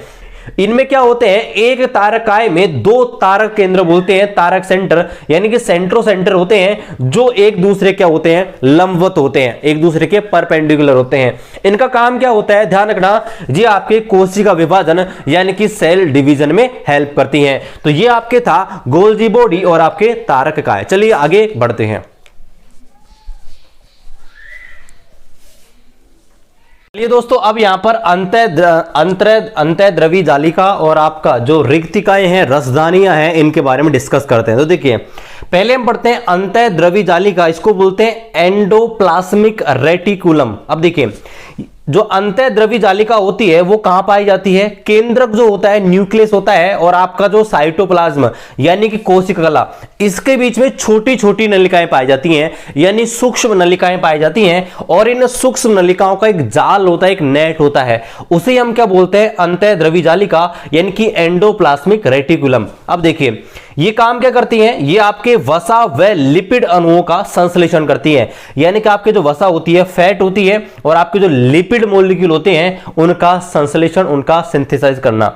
आगे देखिए जी आपके गोल्जी काय जो होती है, गोल्जी बॉडी जो होती है, उनका निर्माण भी करती है, गोल्जी जो बॉडी बनती है उनका निर्माण भी करती है। इसके अलावा कोशिका द्रव्य जो होते हैं, साइटोप्लाज्म होते हैं, उसके जो विभिन्न भाग होते हैं, जब अभी हमने पढ़ा था आपका माइटोकॉन्ड्रिया है ना, लाइसोसोम है ना, आपका राइबोसोम, इनके बारे में। तो आपका जो कोशिका द्रव्य होता है ना, साइटोप्लाज्म होता है, उसके विभिन्न जो भाग होते हैं, उनके बीच जो पदार्थ होते हैं उनका परिवहन करना, उनका ट्रांसपोर्टेशन करना, यह आपका काम होता है एंडोप्लाज्मिक रेटिकुलम का।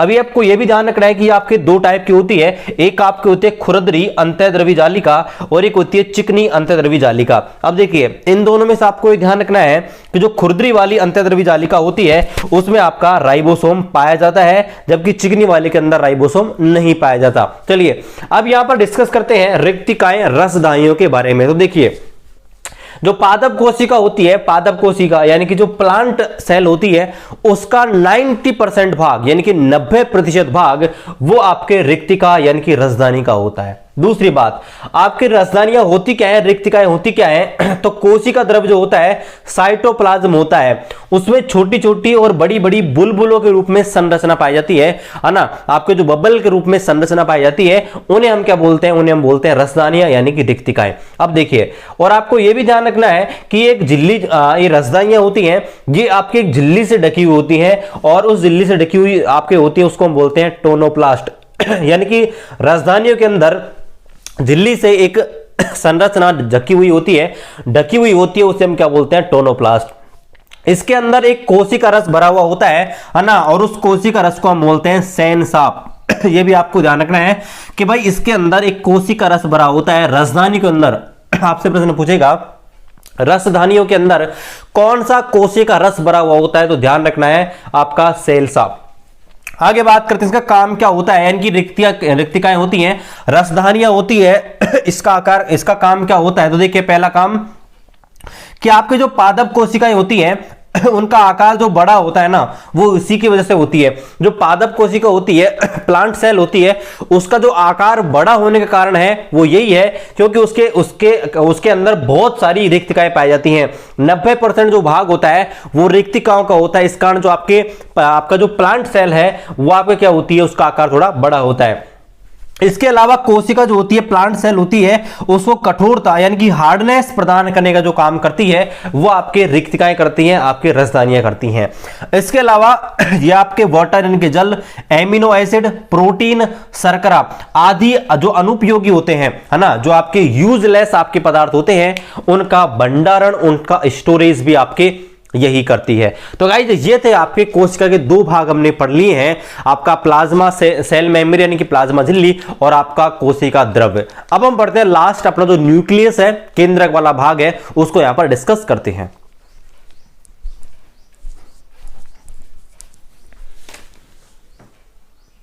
चलिए दोस्तों अब यहां पर आगे बढ़ते हैं और पढ़ते हैं केंद्रक, जो आपका कोशिका का तीसरा भाग है यानी कि न्यूक्लियस। पहली इंपॉर्टेंट बात, न्यूक्लियस यानी कि केंद्रक की खोज किसने की थी, तो रॉबर्ट ब्राउन ने। ध्यान रखना 1831 में आपके केंद्रक की खोज यहां पर की थी, रॉबर्ट ब्राउन ने आपके केंद्रक की खोज की थी। ठीक है, चलिए आगे देखते हैं। इसे कोशिका का मुख्य नियंत्रण कक्ष यानी कि मेन कंट्रोल रूम, ध्यान रखना कोशिका का कंट्रोल रूम किसे कहा जाता है, वेरी वेरी इंपॉर्टेंट, आपके न्यूक्लियस को, केंद्रक को। और शक्ति गृह किसे कहा जाता है, आपके माइटोकॉन्ड्रिया को।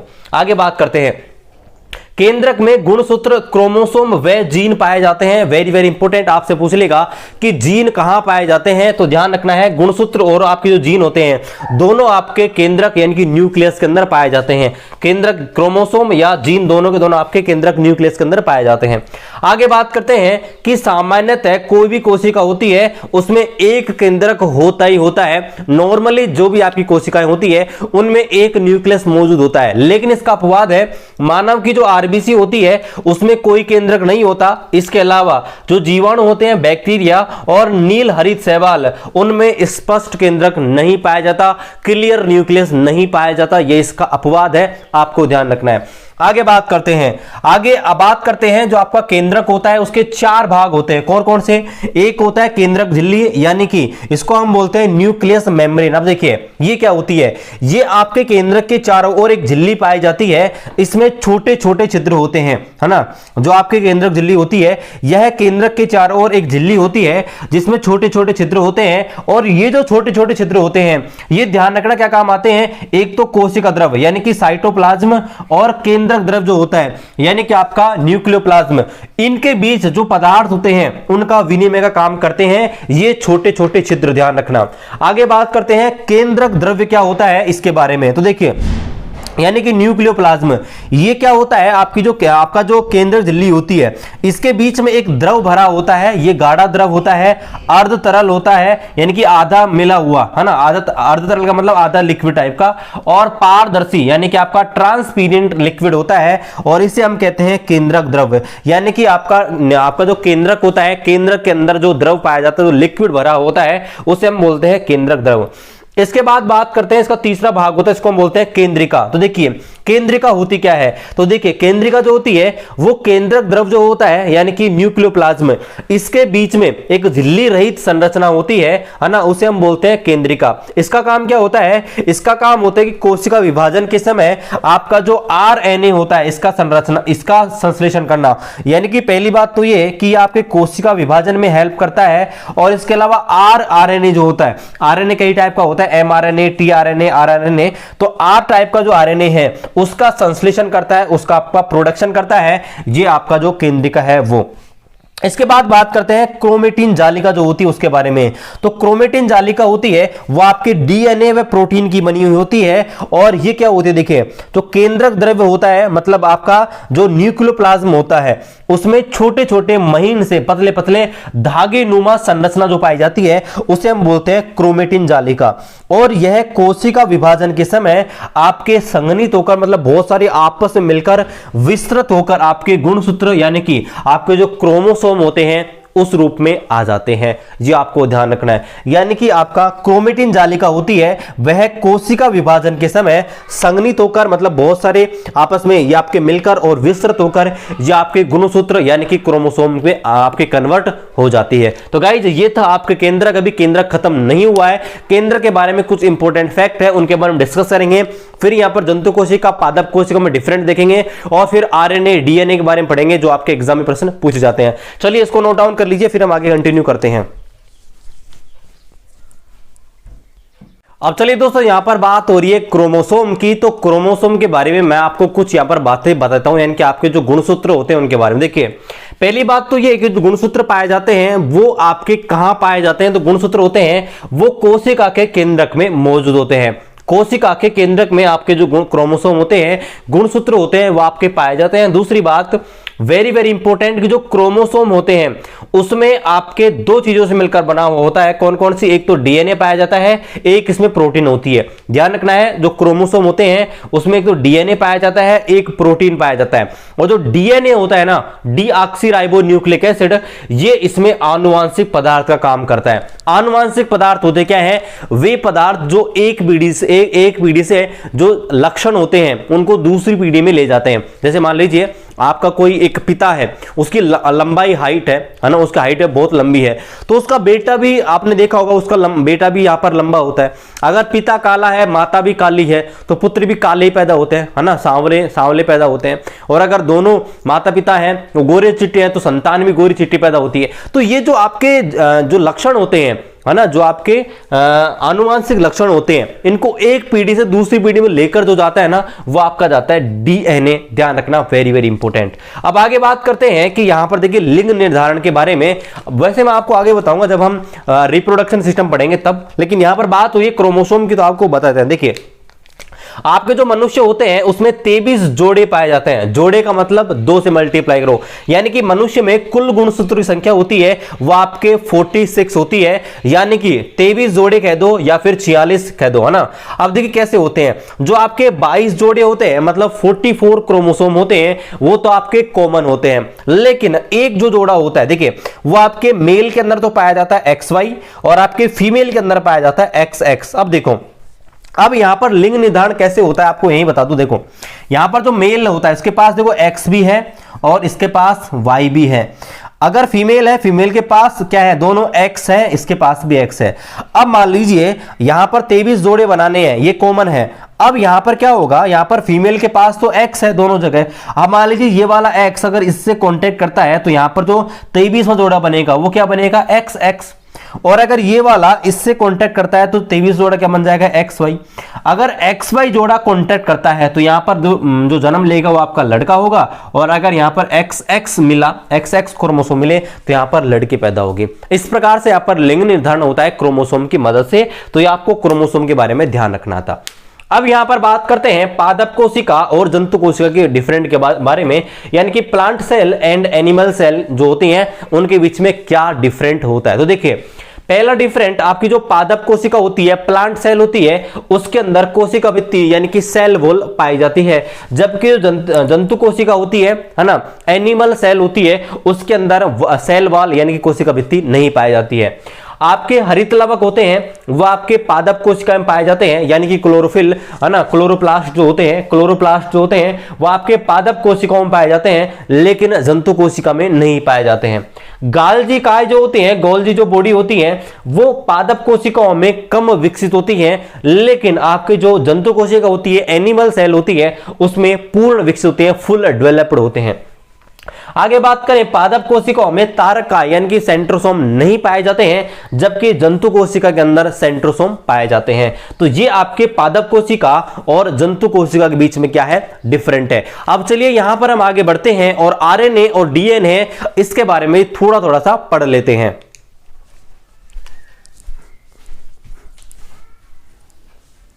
तो चलिए दोस्तों, अब यहां पर बात करते हैं आरएनए और डीएनए के बारे में। तो देखिए, आरएनए होता क्या है, आरएनए होता है आपका राइबोज न्यूक्लिक एसिड, और आपका डीएनए होता है वो आपका होता है डीऑक्सी राइबो न्यूक्लिक एसिड। दोनों के बारे में पढ़ते हैं। देखिए, पहले हम पढ़ते हैं डीएनए। तो डीएनए का जो नाम होता है, आपका नाम होता है पूरा नाम deoxyribonucleic acid, deoxyribonucleic acid, यानी कि डीऑक्सी राइबो न्यूक्लिक एसिड यानी कि एक प्रकार का न्यूक्लिक अम्ल होता है ना।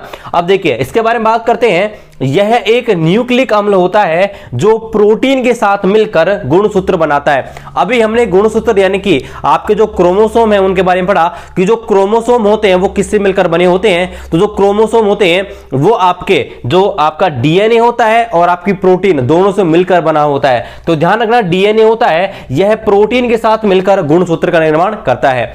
आगे बात करते हैं, वेरी वेरी इंपोर्टेंट, ये आपके एग्जाम में बहुत बार आता है गाइस, ध्यान रखना, वेरी वेरी इंपोर्टेंट।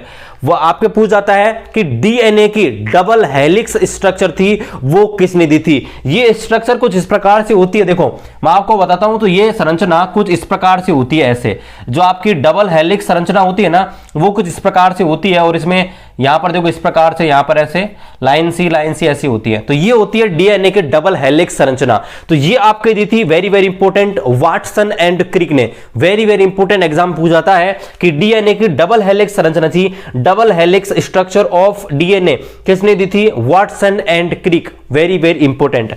इसके बाद में आपको ध्यान रखना है, डीएनए होता है, इसमें 4 प्रकार के एसिड, न्यूक्लिक एसिड पाए जाते हैं। कौन कौन से, ध्यान रखना, एग्जाम में पूछे जाते हैं, ध्यान रखना है। कैसे याद करेंगे, आगरा सीटी, ठीक है, आगरा सीटी याद रखना है, आगरा सीटी। देखो, ए से एडेनिन, सी से आपका साइटोसिन, जी से ग्वानिन और टी से थाइमिन। ध्यान रखना, एडेनिन, ग्वानिन, साइटोसिन और आपका थाइमिन 4 होते हैं। भाई 4-5 बार याद करोगे हो जाएंगे, AGCT, एडेनिन, ग्वानिन, साइटोसिन और आपका थाइमिन, ये आपके 4 एसिड आपके डीएनए के अंदर पाए जाते हैं। अब हम बात करते हैं आपके आरएनए के। इसका जो पूरा नाम होता है वो आपके होता है राइबो न्यूक्लिक एसिड। क्या होता है, राइबो न्यूक्लिक एसिड, और सामान्यतः यह एक कुंडलित होता है, यानी कि सिंगल हेलिक्स आपके होता है, ये आपको ध्यान रखना है। अब यहां पर बात करें तो आपके आरएनए होता है वो आपको 3 भागों में बांटा गया है। आरएनए 3 टाइप का होता है। देखो, एक होता है मैसेंजर आरएनए जिसको बोलते हैं स्मॉल mRNA, दूसरा होता है ट्रांसपोर्ट आरएनए यानी कि tRNA, और तीसरा होता है आपका राइबोसोमल आरएनए यानी कि rNRNA। ठीक है, अब देखिए बात करते हैं mRNA। नाम से पता लग रहा है कि मैसेंजर आरएनए यानी कि एक प्रकार का संदेशवाहक आरएनए होता है ना। पूछ ले भाई संदेशवाहक आरएनए किसे कहते हैं, तो ध्यान रखना है mRNA को। इसका काम होता है प्रोटीन का संश्लेषण। मैंने आपको बताया था कि आपका जो राइबोसोम होते हैं वो क्या काम करते हैं, भाई mRNA प्रकार के जो आपके आरएनए है इसको प्रोटीन के अंदर कन्वर्ट कर देते हैं। भाई उसे तो हमने प्रोटीन फैक्ट्री कहा था, तो ध्यान रखना है वो आपके mRNA है ना, यानी कि मैसेंजर आरएनए, वो आपके प्रोटीन संश्लेषण का काम करता है। आगे बात करें tRNA यानी कि ट्रांसपोर्ट आरएनए, तो ये काम करता है स्थानांतरण का, ट्रांसपोर्ट का। क्या काम करता है, जो आपके एमिनो एसिड होते हैं, अमीनो अम्ल होते हैं, उनको कोशिका द्रव यानी कि साइटोप्लाज्म होते हैं, उसके बहुत सारे माइटोकॉन्ड्रिया है, हरित लवक है, जो बहुत सारे भाग होते हैं उनके बीच उनके बीच क्या करता है, ट्रांसपोर्ट करता है एमिनो एसिड को। इसके बारे में बात करते हैं आपके आरएनए यानी कि राइबोसोमल आरएनए। तो इसका काम क्या होता है? इसका काम होता है राइबोसोम का निर्माण, और राइबोसोम क्या करते हैं? प्रोटीन का संश्लेषण। तो इस प्रकार से आपके आरएनए होता है वो आपके काम करता है। अब आपको ध्यान रखना है आरएनए में भी 4 प्रकार के न्यूक्लिक एसिड पाए जाते हैं। कौन कौन से?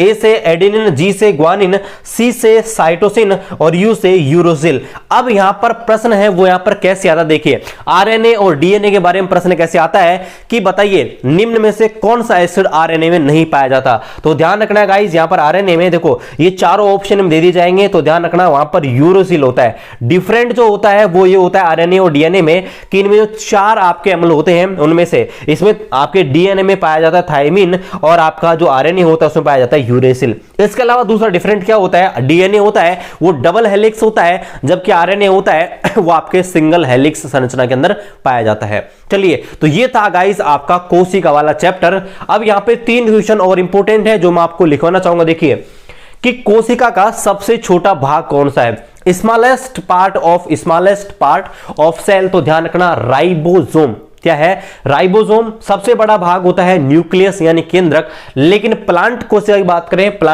बात करें तो सबसे बड़ा जो भाग होता है वो आपका होता है क्रोमोप्लास्ट यानी कि आपका हरित लवक। चलिए दोस्तों, अब यहां पर बात करते हैं आपके कोशिका चक्र व कोशिका विभाजन के बारे में। तो पहले हम बात करते हैं कोशिका चक्र यानी कि सेल साइकिल होता क्या है। तो देखिए दोस्तों, आपकी जो कोशिकाएं होती हैं उनसे नई कोशिकाओं का निर्माण होता है। मान लीजिए आपकी जो पहली कोशिकाएं थी उनसे नई कोशिकाओं का निर्माण होता है। तो नई कोशिकाओं का निर्माण, इसके विभाजन की जो प्रक्रिया का जो पूरा चक्र होता है ना, उसे हम बोलते हैं कोशिका चक्र। यानी कि आपकी कोशिकाएं हैं, नई कोशिकाओं का निर्माण होगा और उन नई कोशिकाओं में विभाजन होगा, है ना। उनके विभाजन से फिर नई कोशिकाएं बनेंगी। ये जो पूरी प्रोसेस होती है उसे हम बोलते हैं कोशिका चक्र यानी कि सेल साइकिल। अब बात करते हैं कोशिका विभाजन क्या है यानी कि सेल डिवीजन क्या है। तो देखिए नई कोशिकाओं के निर्माण की जो प्रक्रिया होती है ना, वो आपके कोशिका विभाजन के माध्यम से होती है। यानी कि नई कोशिकाओं के निर्माण की प्रक्रिया को ही हम बोलते हैं कोशिका विभाजन। अब यहां पर आपको ध्यान रखना है कि नई कोशिका बनती कैसे है। तो देखिए जब आपके कोशिका सिद्धांत दिया गया था, सेल थ्योरी दी गई थी, तो उसकी यही कमी थी, वो नहीं बता पाए थे भाई नई कोशिका निर्माण कहां हुआ था। लेकिन जो नया कोशिका सिद्धांत है उन्होंने बताया था कि भाई जो नई कोशिकाओं का निर्माण जो होता है वो पुरानी कोशिकाओं से ही होता है। जो पुरानी कोशिकाएं होती हैं वो डिवाइड होकर, डिवीजन होकर आपकी नई कोशिकाओं का निर्माण करती है। तो देखिए जो नई कोशिका बनती है ना, ध्यान रखना, आपकी जो नई कोशिका बनती है उसको हम पुत्री कोशिका यानी कि डॉटर सेल या संतति कोशिका कहते हैं, ध्यान रखना। और दूसरी बात, जो आपके पहले की जो कोशिकाएं थी, है ना, मूल जो कोशिकाएं थी, उनको हम मातृ कोशिका, जनक कोशिका कहते हैं, मतलब पेरेंटियल सेल या मदर सेल कहते हैं। एग्जाम में पूछा गया है और पूछा भी जाएगा। तो ध्यान रखना, कोशिका विभाजन के फलस्वरूप जो नई कोशिकाएं बनती हैं उन्हें हम बोलते हैं पुत्री कोशिका यानी कि डॉटर सेल या संतति कोशिका। लेकिन जो जिन कोशिकाओं से नई कोशिकाएं बनती है, मतलब जो आपके मूल कोशिकाएं होती हैं, उन्हें हम बोलते हैं मातृ कोशिका यानी कि आपका मदर सेल और आपका जनक कोशिका मतलब पेरेंटियल सेल। अब बात करते हैं कि आपकी जो कोशिका विभाजन होता है वो कितने चरणों में होता है। तो देखिए कोशिका विभाजन होता है, वैसे तो आपके बहुत सारे चरण हैं, लेकिन मेनली 3 चरण होते हैं। कौन कौन से? पहला होता है अंतरावस्था यानी कि इंटरफेज। इसमें क्या होता है कि जो कोशिका विभाजन होता है उसके लिए जो आवश्यक चीजें चाहिए, जैसे आपका प्रोटीन चाहिए, आरएनए होता है, डीएनए होता है, इनका संश्लेषण, यानी कि आप ये कह सकते हो कि भाई अंतरा जो अवस्था होती है, इंटरफेज जो होती है, इसमें कोशिका खुद को कोशिका विभाजन के लिए प्रिपेयर करती है, तैयार करती है। उसके बाद होती है केंद्रक विभाजन यानी कि आपका जो केंद्रक का विभाजन। अब इसमें क्या होता है, इसमें आपके जो केंद्रक होता है वो 2 केंद्रकों में एक न्यूक्लियस होता है, वो आपके 2 न्यूक्लियस में ब्रेक हो जाता है। और गाइज इसके बहुत सारे भाग हैं, एनाफेज, प्रोफेज, है ना, प्रोफेज 1, 2 ऐसे। तो आपको बस इतना ध्यान रखना है कि कौन कौन सा प्रोसेस होता है ना। वैसे तो बहुत डिटेल में, लेकिन वो अपने एग्जाम में नहीं आता है। इसके बाद में तीसरा जो प्रोसेस होता है वो होता है कोशिका द्रव्य यानी कि जो आपका साइटोप्लाज्म होता है उसका विभाजन। तो ध्यान रखना, कोशिका विभाजन के 3 चरण होते हैं, 3 स्टेप होते हैं। सबसे पहले अंतरावस्था, इसमें क्या होती है, कोशिका खुद को तैयार करती है, खुद को वेल प्रिपेयर करती है सेल डिवीजन के लिए। दूसरा केंद्रक विभाजन, इसमें क्या होता है, जो न्यूक्लियस होता है, केंद्रक जो होता है वो आपके पार्टीशन 2 केंद्रकों में आपके डिवाइड हो जाता है। और फिर कोशिका द्रव्य भी आपके, कोशिका द्रव्य जो होता है साइटोप्लाज्म, वो आपके 2 भागों में विभाजित हो जाता है, इसको हम बोलते हैं साइटोप्लाज्म। अब बात करते हैं कोशिका विभाजन होता है वो कितने प्रकार का होता है, लेकिन इससे पहले मैं आपको एक चीज बता दूं कि जो आपका कोशिका द्रव्य जो होता है, साइटोप्लाज्म का जो आपका विभाजन होता है वो दो विधियों से होता है। ध्यान रखना, एग्जाम में पूछी जा सकती है।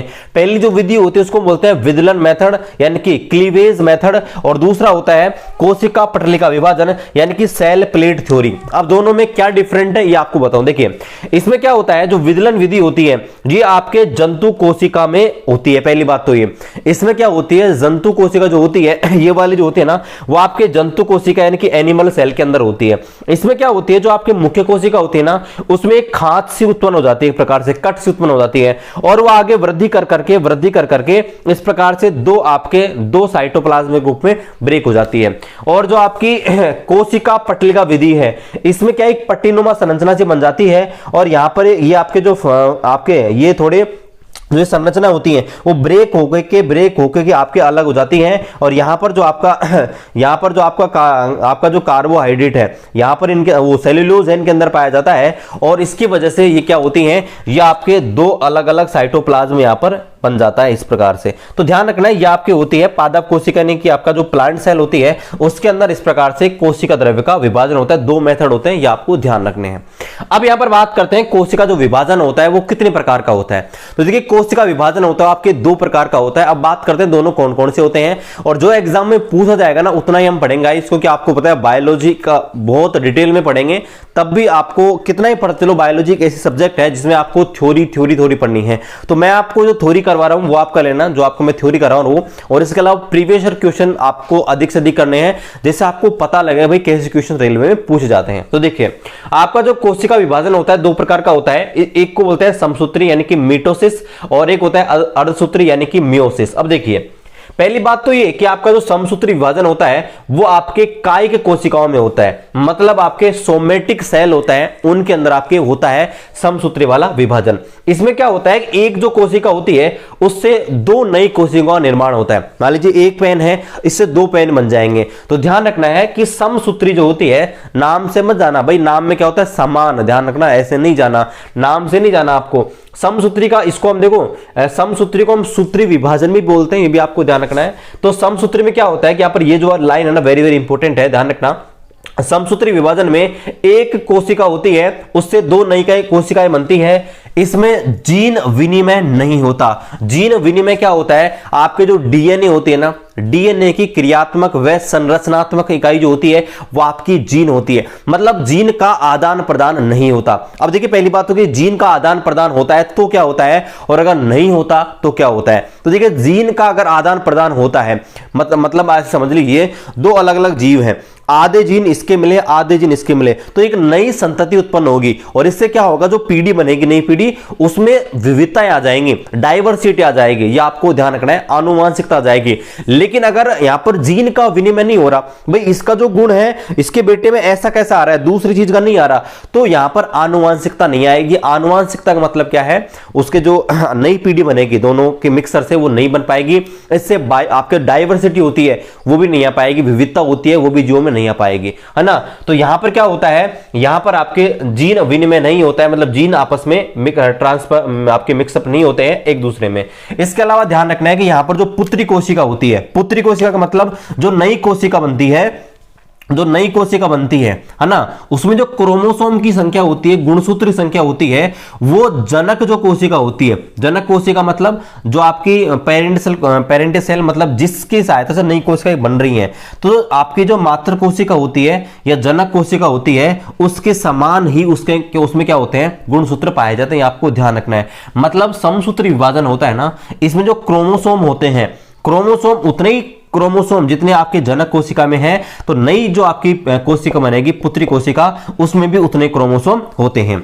ये आपका समसूत्री जो आपका विभाजन होता है ये आपके शरीर की वृद्धि के लिए सहायक होता है, मतलब शरीर में ग्रोथ होना, डेवलपमेंट यानी कि विकास होना, और मरम्मत, हमारे जो कई बार आपको पता होगा चोट लग जाते हैं तो जो घाव वगैरह भरते हैं, मरम्मत जो होती है वो आपके इसी की वजह से होती है, समसूत्री विभाजन के माध्यम से। इसके अलावा निम्न श्रेणी के यानी कि कुछ आपके एक कोशिकीय के जीव होते हैं लोअर श्रेणी के, वो आपके जो अपना जो विभाजन है, कोशिका विभाजन है, वो आपके समसूत्री विभाजन की सहायता से ही करते हैं। मतलब आपसे पूछ लेगा कि कुछ सूक्ष्म जीवी होते हैं, जो सूक्ष्म जीवी होते हैं उनमें किस प्रकार का कोशिका विभाजन होता है, ध्यान रखना है समसूत्री यानी कि आपका माइटोसिस या मिटोसिस। ओके, अब बात करते हैं अर्धसूत्री। अब देखिए पहली बात है कि जो अर्धसूत्री आपका जो कोशिका विभाजन है वो आपके केवल जनन कोशिकाओं में ही पाया जाता है, मतलब सेक्सुअल सेलों में ही पाया जाता है। दूसरी बात वेरी वेरी इंपॉर्टेंट, यहां पर जो एक कोशिका होती है उससे 4 नई कोशिकाओं का निर्माण होता है, मतलब एक कोशिका से 4 नई कोशिकाएं बनती है अर्धसूत्री विभाजन में। इसमें क्या होता है, इसमें आपके जीन का विनिमय होता है। जीन विनिमय का मतलब क्या है कि जीन, मान लीजिए दो आपके जनक हैं, एक एक्स है एक वाई है, दोनों के जीन है ना, वो आपके मिक्स होंगे तब जाके आपके नई जो संतति है वो आपके उत्पन्न होगी।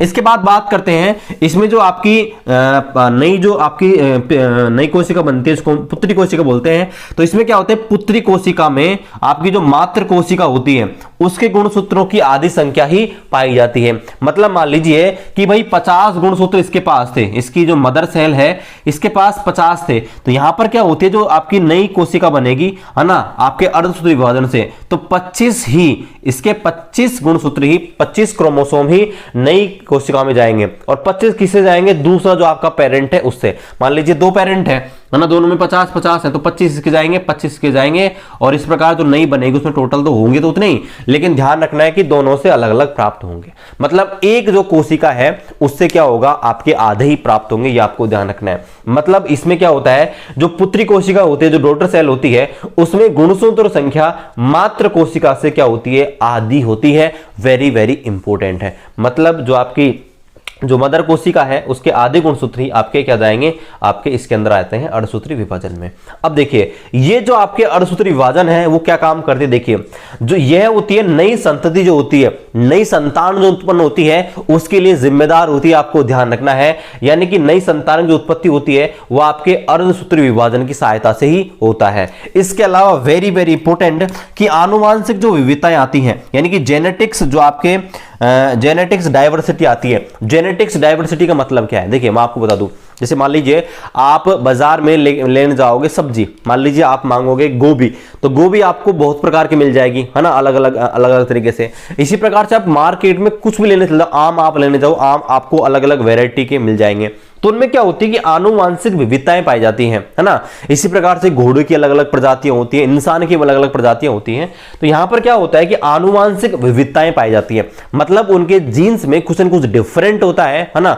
तो इस वजह से वहां पर आपके डाइवर्सिटी पाई जाती है। तो आनुवांशिक जो विविधता है वो आपको ध्यान रखना है अर्धसूत्री विभाजन की सहायता से ही आती है। मतलब ये नई पीढ़ी का निर्माण कभी भी होगा ना, मान लीजिए जैसे आप गधा है और घोड़ा है, इनके मिक्सर से खच्चर बनाते हैं, तो वो आपका अर्धसूत्री विभाजन की सहायता से ही आता है। तो ये था गाइस आपका कोशिका का पूरा चैप्टर, यानी कि कोशिका हमने पढ़ा, कोशिका के बाद में कोशिका आपका विभाजन है, कोशिका थ्योरी है ना, सेल थ्योरी है, सब कुछ हमने पढ़ लिया है। तो गाइस आज के इस वीडियो में इतना ही, कोशिका वाले चैप्टर को हमने कंप्लीट कर दिया है। अब आपको क्या करना है, सिर्फ जो प्रीवियस ईयर क्वेश्चंस हैं उनकी मैक्सिमम प्रैक्टिस करनी है, किसी भी बुक से आपको प्रैक्टिस करनी है जिसमें आपको 10th तक की साइंस पूछी जाती है, चाहे आपकी रेलवे हो, किसी भी आपको कोई बुक मिल जाए, आपको सिर्फ प्रैक्टिस करनी है। स्पेशली रेलवे के लिए प्रीवियस ईयर कोई बुक आती है मार्केट से, उसको आप लेना और फिर आप प्रैक्टिस कर लेना। आपका जो भी डाउट है, जो भी टॉपिक्स है ना, कोई भी क्वेश्चंस अगर आपके प्रॉब्लम है, आपको सब कुछ यहाँ पर आपके क्वेश्चंस का आंसर मिल जाएगा। ओके गाइस, मिलते हैं आपसे अगले वीडियो में, तब तक खुश रहिए। जय हिंद, जय भारत।